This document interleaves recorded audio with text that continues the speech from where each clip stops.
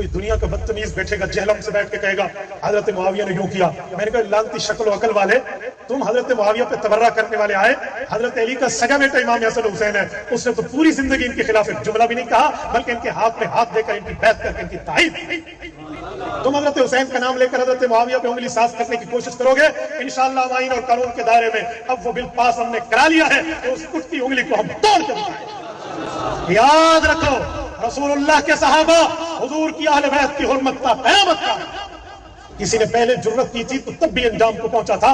اب تو مفتی محمود کی نسل نے تمہیں انشاءاللہ آئین اور قانون کی سزا دے تو کھلا کھلا کہا کہ اب یہ جہل میں بک بک کرے نا صحابہ پہ, حضرت معاویہ پہ, حضرت مغیرہ بن شعبہ پہ یا کسی اور صحابی پہ. جہلم کے مسلمانوں کو میں نے کہا یقین مانیے ایف آئی آر لے کر آنا آپ کا کام اور الٹا لٹکانا پھر آئین کا کام. کل سے بل پاس ہوا ہے اور کل سے وہاں الٹی چارپائی کر کے جیل میں کہ ہاں شامہ بہ گئے, کل سے کم پورا ہے. اور حالت یہ ہے ان لوگوں کی کہ ان سے کوئی فون پہ مسئلہ پوچھ لے تو تھوڑی دیر تو جواب دیتے ہیں.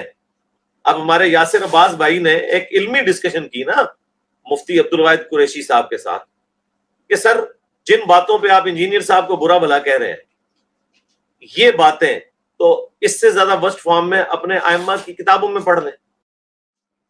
جو کوئی شخص اللہ کی رضا کی خاطر نہیں ریاکاری کے لیے یا خاندانی تعصب میں جنگ لڑ رہا ہے مرنے سے پہلے اللہ تعالیٰ اسے ایکسپوز کر دے.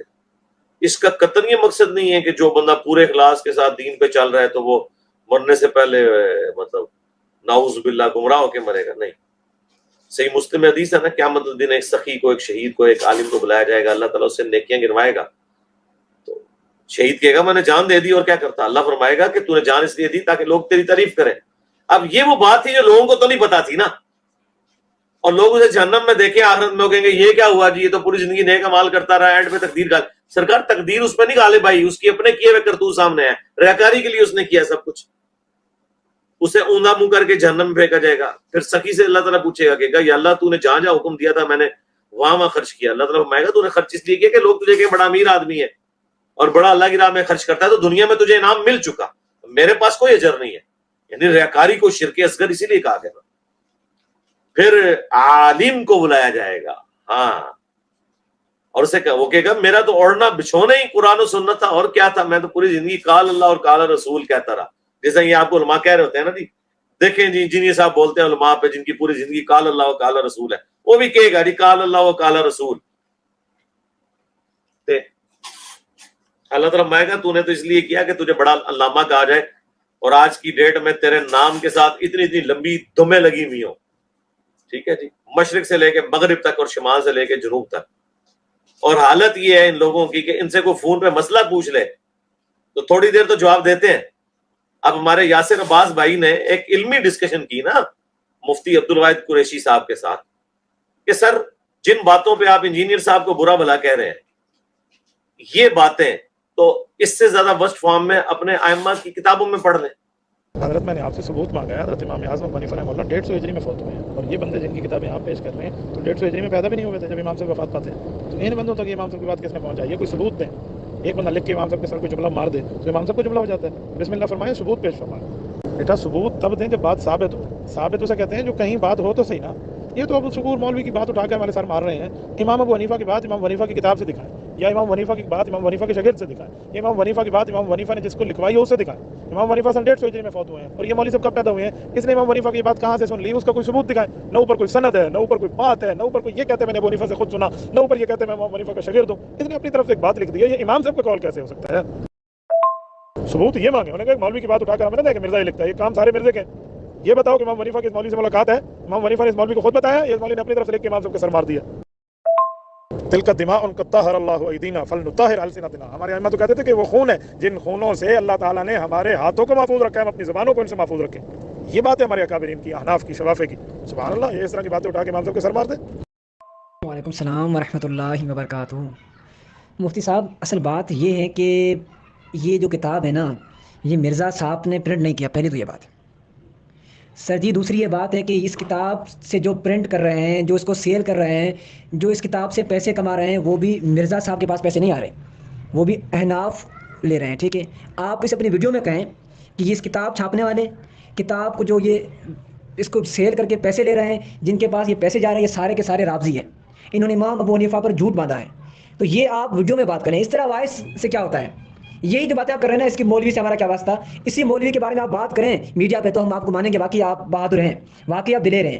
تو مفتی صاحب اس طرح بات نہ کیا کریں. یہ تو آپ کہانی کروا رہے ہیں اپنے عوام کو کہ اوپر سے اس بندے کو مانا ہوا ہے اور نیچے پبلک کو کہانی کروا رہے ہیں کہ ہمارے اس بندے سے واسطہ ہی نہیں.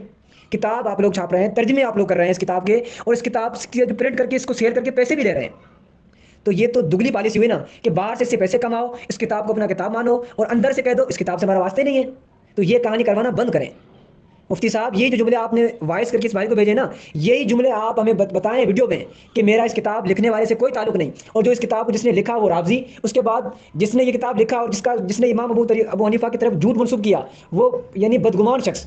یہ الفاظ آپ استعمال کریں جو آپ مرزا صاحب کے بارے میں الفاظ استعمال کرتے ہیں نا، وہی الفاظ آپ اس مولوی کے بارے میں استعمال کریں ویڈیو میں. تو پھر ہم دیکھتے ہیں کہ آپ کا کیا اشر کرتے ہیں علماء دیوبند. ٹھیک ہے بیٹا انہیں کہو زیادہ بک بک کرنے کی ضرورت نہیں ہے. بات کرنی ہے تو امام حنیفہ ثابت کرو. احناف میں بھی تمہاری طرح کوئی 2 نمبر ہوں گے نا، کسی نے چھاپی ہے، کسی نے کمایا، کسی نے نہیں کمایا، کیا کیا ہے کیا نہیں کیا، وہ جانو اور تم جانو. ہم سے بات کرنی ہے، ہمارے امام کا نام لینا تو ہمارے امام کی کتاب دکھاؤ، اللہ اللہ اور خیر سلام. اگر ہمارے امام کی ڈائریکٹ کتاب نہیں ہے یا اس کے شاگرد کی نہیں ہے تو پھر اپنے ابا کو اپنے جیب میں رکھو. تو آپ یہی بات ہے نا اگل دیں اپنی ویڈیو میں، تو انشاءاللہ تعالیٰ آپ کو آپ کے علماء دیوبند اس بات کا جواب دیں گے کتاب ثابت ہے یا نہیں. اور سر جی یہ تو چھوٹی باتیں ہیں، اس سے آپ آگے جائیں. ملا علی قاری کے فتاویٰ موجود ہیں، بدر الدین عینی انفی کے فتاویٰ موجود ہیں. کس کس سے آپ جان چھڑائیں گے مفتی صاحب؟ آپ سب کو کہیں گے کہ یہ چیزیں بنی ہوئی ہیں، اینڈ آپ نے 2 نمبر باتیں کی ہیں. تو میرے بھائی یہ کوئی علمی بات نہیں ہے، یہ اپنے عوام کو کوئی اور کہانی کروانی ہے اور دوسروں کے سامنے کوئی اور رویہ رکھنا ہے. تو اب عوام لکھ پڑ چکی ہے مفتی صاحب، اس کا یہ کہانی آپ کیا نہیں چلے گی. آپ یہ نہیں جو جملہ بیان کیا ہے کہ یہ کتاب ثابت نہیں، یہ 2 نمبر ہے، تو یہی آپ کیمرے میں یہ بات اگل دیں تو ہم کہیں گے چلیں ٹھیک ہے آپ مفتی صاحب آپ ٹھیک ہیں، ہم اس سے رجوع کرتے ہیں. ٹھیک ہے مفتی صاحب. بک بک کرتے ہیں چوہے کے اور بلی کی طرح بھیگی بلی بن کے اندر جاتا ہے. یہ دیکھو باہر نکل، شرم نہیں آتی ان بے غیرت انسانوں کو، بے حیا کو. اس مرزے کو بل میں چھپا کے بٹھایا ہوا ہے، اس میں غیرت نام کی کوئی چیز ہے تو وہ آئے نا علماء حق کے سامنے. چلے اس میں وہ امام حنیفہ کی جو کتاب سے بھاگ رہے ہیں صرف یہ فائدہ اٹھاتے ہوئے کہ وہ 1100 سال پرانی ہے، اس سے تو بھاگ جائے گا، وہ تو شاہی کوئی نہیں. ملا علی قاری کو تو تم پڑھاتے ہو اپنے مدارس کے اندر، اس کو تو مرے ہوئے ابھی آلموسٹ مشکل سے 400 سال گزرے ہیں. 1014 ہجری میں وہ فوت ہوئے ہیں. انہوں نے مشکات کی شرح مرقہ لکھی ہے، اس میں جو مشکات میں حدیث ہے 5878 تقتلہ الفئۃ الباغیہ حضرت عمار بن یاسر کے بارے میں، اس کے کانٹیکسٹ میں انہوں نے 5 جملے لکھے ہیں. نمبر 1، حضرت معاویہ رضی اللہ تعالیٰ عنہ پر واجب تھا کہ وہ حضرت علی کی بیعت کرتے.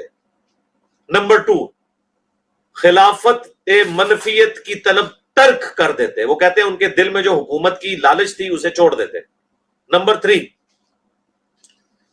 انہوں نے خون عثمان کو اپنی ڈھال بنایا ہوا تھا لیکن دل میں وہ بغاوت چھپائے ہوئے تھے. وہ کہتے ہیں یہ انہوں نے صرف پولیٹیکل ایجنڈا رکھا تھا کہ میں قصاص عثمان کے لیے بات کروں، اندر ان کا مسئلہ بغاوت تھا. نمبر 4، حدیث عمار نے ان کے اندر چھپی ہوئی بغاوت کو لوگوں کے سامنے ظاہر کر دیا کہ وہ یہ سب کچھ پولیٹیکل گینز کے لیے کر رہے تھے. اور نمبر 5، حضرت معاویہ رضی اللہ تعالیٰ کے اس عمل سے قرآن اور سنت دونوں محجور ہو گئے، پیٹ کے پیچھے انہوں نے ڈال دیے. یہ ملا علی قاری لکھ رہے ہیں. پھر اینڈ میں وہ لکھتے ہیں لیکن ہمیں چاہیے کہ نہ ہم رافضی بنے نہ ناسبی بنے. ملا علی قاری یہ 5 ڈاکٹرنز بیان کر کے بھی کہتا ہے کہ یہ زبان کھولنا نہیں ہے. تو سر یہ زبان تو انجینئر صاحب نے کبھی نہیں کھولی. حنفی اگر ملا علی قاری کو کچھ کہہ دے تو حنفیت فارغ ہو جاتی ہے.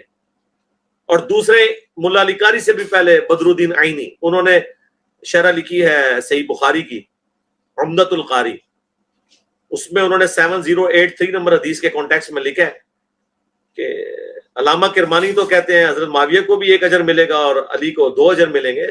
میں کہتا ہوں کہ حضرت معاویہ کو جب قتل عمار کا پتہ چل گیا تو انہیں کہاں سے اجر ملے گا، جبکہ حضور نے فرمایا تھا کہ عمار کو باغی جماعت قتل کرے گی. کیا حضرت معاویہ اس پہ راضی نہیں کہ اللہ انہیں برابر چھوڑ دے، چاہے جائے کہ انہیں 1 اجر دیا جائے؟ تو بخاری مسلم میں واضح حدیث ہے کہ حکمران اگر اجتہاد کرے تو درست اجتہاد پہ 2 اجر ملیں گے، غلط پہ 1. یعنی حضرت علی اگر نعوذ باللہ جنگ جمل صفین نہرمان غلط لڑتے تب بھی 1 اجر ملتا. الحمدللہ انہوں نے صحیح لڑی ہے تو ان کے لیے 2 اجر ہے. مخالفین کہاں سے مجتہد ہو گئے؟ مخالفین تو باغی ہیں. بخاری کے الفاظ ہیں 2812 تقتلہ الفئۃ الباغیہ یدعوہم الی اللہ ویدعونہ الی النار. اور وہ اس کتاب سے اہمی جان چھڑا رہے، کمائیاں کھا رہے ہیں ان کتابوں کی. یہ ابو محمد حارثی کی جو کتاب ہے 340 ہجری میں فوت ہوئے ہیں، ان کو مرے ہوئے 1100 سال ہو چکے ہیں. پوری سند کے ساتھ انہوں نے لکھا ہے کہ حضرت امام حنیفہ فرماتے ہیں کہ جانتے ہو اہل شام ہم سے کیوں بغض رکھتے ہیں؟ اس لیے وہ شاگرد کہتے ہیں ہمیں نہیں پتا. ان کا اس لیے کہ ہمارا عقیدہ ہے کہ ہم حضرت علی کے زمانے میں ہوتے تو حضرت علی کے ساتھ مل کر اہل شام حضرت معاویہ کے خلاف ہم تلوار اٹھاتے. اس میں کون سی ایسی بات ہے؟ ہمارا عقیدہ ہے. حرام موت مر جاتے ہم, جاہلیت کی موت مر جاتے. صحیح مسلم میں حدیث ہے جو امام وقت کی بیعت کے بغیر مرا وہ جاہلیت کی موت مرا. بخاری مسلم میں حدیث ہے جب پرفتن دور ہو تو جماعت المسلمین اور ان کے امام کو پکڑ لینا. مولا علی علیہ السلام جماعت المسلمین کے امام تھے. ویسے تو آپ کو کہتے ہیں نہیں, پہلے صحابی کے مخالفین مرتد, دوسرے صحابی کے مخالفین, دوسرے خلیفہ راشد کے, پہلے خلیفہ راشد کے مخالفین مرتد, دوسرے خلیفہ راشد کے مخالفین جو ہے وہ کافر, رومنز اور پرشینز, تیسرے خلیفہ راشد کے جو مخالفین انہیں کہتے ہیں بلوائی. جب چوتھے کی باری آتی ہے تو کبھی رضی اللہ عنہ ہو, کبھی کچھ کہنا شروع کر دیتے. چوتھے کی باری تم لوگوں نے جو ہے وہ خلافت راشدہ حق چار یار کو بھول جاتے ہو. اللہ سے ڈرو. تو کوئی ایسی بات امام حنیفہ رحمۃ اللہ علیہ نے نہیں فرمائی جو قرآن و سنت کے خلاف ہو. انہوں نے بالکل صحیح عقیدہ بیان کیا ہے. صحیح مسلم میں حدیث ہے جب ایک خلیفہ کی بیعت ہو جائے کوئی بغاوت کرے اسے قتل کرو. اس لیے مولا علی جو ہے وہ حجاز سے صفین پہنچ گئے, عراق اور شام کے بارڈر کے اوپر, کہ میری بیعت ہوئی ہے اور حضرت علی کی بیعت ان اصحاب نے کی ہے جنہوں نے حضرت ابو بکر, عمر, عثمان کو خلیفہ چنا. مت چھوٹی بات ہے. جب حضرت علی کی باری آئی ہے تو رون ڈالنا شروع کر دیا ان لوگوں نے. چھوڑ دیں. باقی میری ویڈیوز نے الحمدللہ ناسبیت کا بھی قلع کما کر دیا اور رافضیت کا بھی الحمدللہ. ابھی ریسنٹلی میں نے بتایا مفتی فضل ہمدرد صاحب نے پوڈ کاسٹ میرے ساتھ ریکارڈ کی ہے. مجھ سے انہوں نے 30 سوال تقریباً کیے تھے سنی شیعہ کنفلکٹ کے اوپر. چند دنوں میں اپلوڈ ہو جائے گی, ہم شیئر کروا دیں گے. تب یہ صاف کر دی ہے میں نے, نہ رافضیوں کا کچھ چھوڑا ہے نہ ناسبیوں کا کچھ چھوڑا ہے. انشاءاللہ کانپے ٹانگیں گی ان کی انشاءاللہ. میری خطرناک باتیں سن کے ان کی ٹانگیں کانپے گی جو میں نے خطرناک باتیں کی ہیں. کئی ایک باتیں ایسی ہیں جو میں نے کیمرے میں ابھی پہلی دفعہ کی. بس انتظار کریں اس کا.